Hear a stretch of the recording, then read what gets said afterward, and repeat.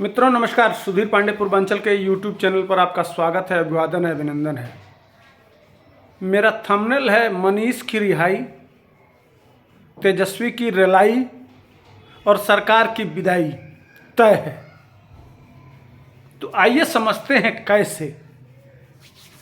आप जानते हैं मनीष कश्यप की रिहाई जेल से 9 महीने के बाद हो गई।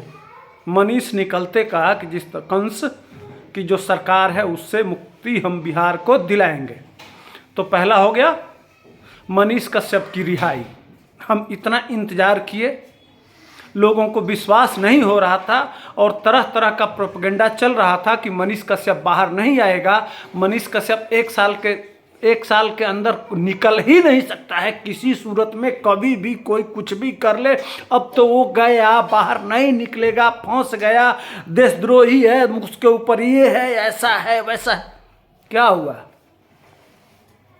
क्या हुआ रे चमचों?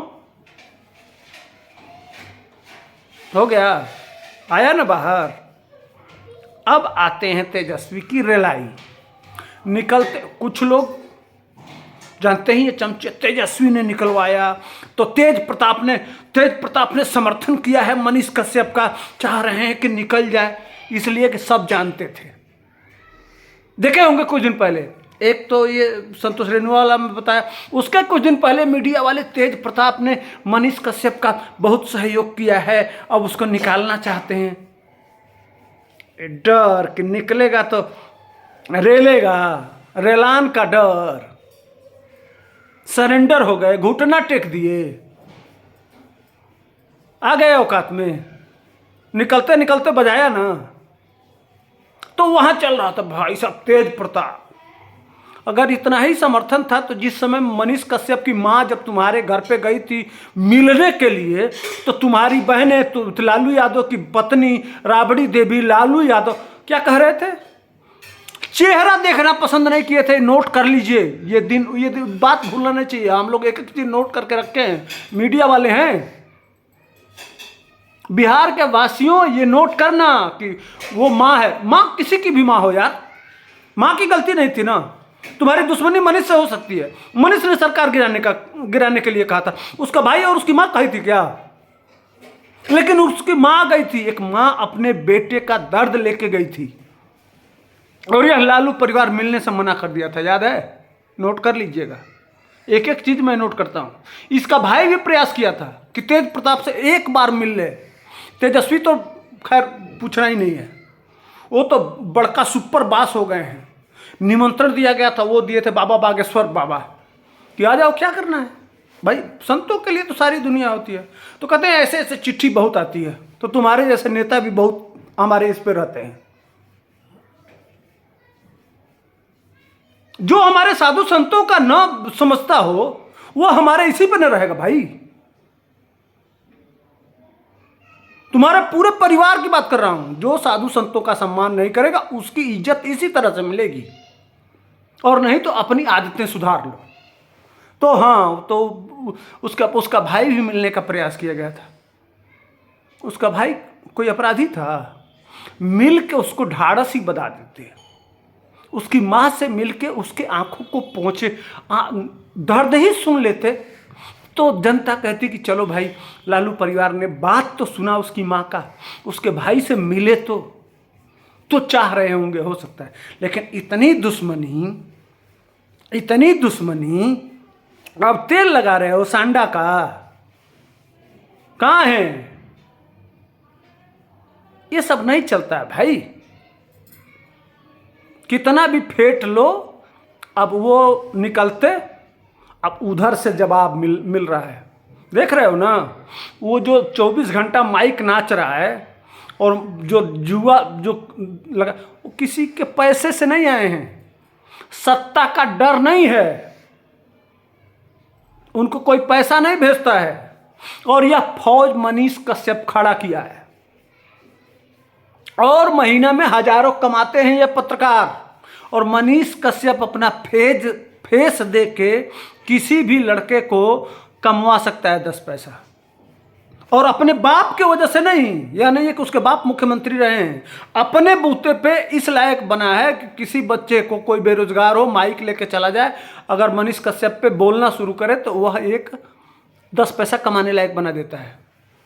ये दम, ये काबिलियत मनीष कश्यप अपने बल पे हासिल किया है। और तुम लोगों ने उस परिवार को, उसके माँ को, उसके भाई को, उसके परिवार को मिलने से मना कर दिया। आज इसीलिए कह रहा था कि अब तेजस्वी की रिलाई शुरू। अब आते हैं सरकार की विदाई। तो भैया नीतीश कुमार लगातार प्रयास कर रहे हैं, अनुनय विनय कर रहे हैं कि लल्लन सिंह जी आप अध्यक्ष रहिए। लल्लन सिंह कह रहे हैं हम नहीं रहेंगे। लल्लन सिंह जेडीयू को तोड़ के अलग सरकार बनाएंगे, और जब सरकार आरजेडी की सरकार बनाने का लल्लन सिंह प्रयास करेंगे तो राज्यपाल हैं भाजपा के, वह इतना मोटा डंडा ऐसा डालेंगे कि सीधे मुंह से आवाज नहीं निकलेगी, बंद हो जाएगा, सूखा हुआ चेहरा मुरझा जाएगा। ये देख लीजिएगा। इसलिए कि कानून है 2/3 से कम विधायक अगर टूटते हैं तो उनकी सदस्यता होगी रद्द, और जब सदस्यता होगी रद्द तो सरकार जाएगी, और सरकार जाएगी तो हो सकता है कि लोकसभा के चुनाव के साथ ही विधानसभा का भी चुनाव हो। तो सरकार की विदाई भी लगभग इस पे एक वीडियो बनाऊंगा मैं, पूरा डिटेल में इशारों से समझा रहा हूं, इसका पूरा बायोग्राफी करके एक वीडियो में बनाऊंगा। लेकिन समीकरण उसी तरह से दिखाई दे रहा है, रोज मीडिया में चल रहा है। जितने ये बड़े बड़े जो दिल्ली में बैठे हुए हैं ना, माफिया, सरगना, वामपंथी, नंबरदार, झंडरदार जो कहते हैं, ये सब बिहार की तरफ नजर रखो, बिहार में कुछ बड़ा होने वाला है, कुछ खेला होने वाला है, सब अंदर खाने चल रहा है। आज जब मैं क्यों कह रहा हूं, आज तेजस्वी का चेहरा सूख के लाल था, इस तरह से देख रहे थे। किसी चैनल पे चले जाइएगा, मैं नहीं लगा रहा हूं, काहे लिए फालतू में अपना नहीं लगा रहा हूं। नीतीश कुमार आज 19 दिन के बाद सामने आए थे, तो नीतीश कुमार अटल बिहारी वाजपेयी पर बोल रहे थे कि हमारा उनसे संबंध कैसा था, और भाजपा की तारीफ पे तारीफ कर रहे थे। और उस समय बगल में तेजस्वी का गला सूख रहा था और लग रहा था कि कहीं पानी न फेंक दें नीचे से, ऐसे ऐसे लग रहा था कि मैंने अभी क्या हो जाएगा। अब मैंने जो जिससे लड़ना है उसी की तारीफ बिहार का मुख्यमंत्री दबा के कर रहा हो, उसके नेता का कर रहा हो, तो इसका अर्थ समझिए। नीतीश कुमार को समझना इतना आसान नहीं है। जिस दिन सरकार बदलना था उस दिन अमित शाह फोन किए तो उस समय तक अमित शाह से कहे ना ना ना, ऐसा कहीं कुछ है ये नहीं है, हम तो आपके साथ योजना बनाने में व्यस्त हैं, हमको 2024 जीतना है। या अमित शाह से पीठ ठोक के सुला दिए तो वह है नीतीश कुमार। तो और संकेत जो मिल रहे हैं अब आप अंदाज़ा लगाइए। तब तक के लिए हमको दीजिए विदा, फिर आएंगे अगले मुद्दे पे। जय हिंद, वंदे मातरम।